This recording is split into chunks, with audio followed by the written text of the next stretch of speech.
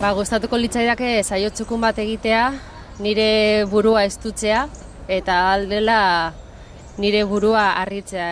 Aldudan guztia ematera joango naiz eta nahiko nuke alde horretatik txukun aritu eta nire gainontzeko lagunak bertsokideak ere berdin aritzean. Azken finean danak gustora eta ondo ari bagara danontzat mesedegarri eta esaleentzat ere bai noski. Saioko favoritorik, nik kantatuko dut, orduan ezin dute beste inora aipatu, baina txapelketan favorito bat eukitzekotan Jon Euria aipatuko nuke, ez da sorpresa bat, baina ilusio berezia egingo lidake berak irabazteak. Argi dago aukera eta gaitasuna badaukala, eta gero, ikusiko dugu zer gertatuko den, baina gustatuko litzaidake.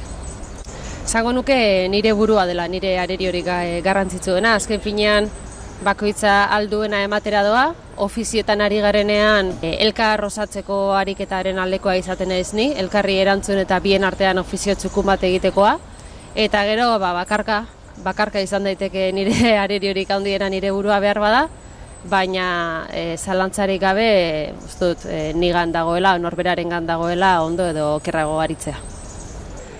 Nik orokorrean nahiago dut umorea, gero beste kontu bada lortzen duzun, ariketaren arabera, egunaren arabera, egoeraren arabera, eta egia da txapelketan ez dela bereziki erraza umorea egitea, askoz errazagoa da libreko saio baten, edo poteo, edo afari, edo alako giroko saio batean, baina umorean behintzat gustorago aritzen naiz.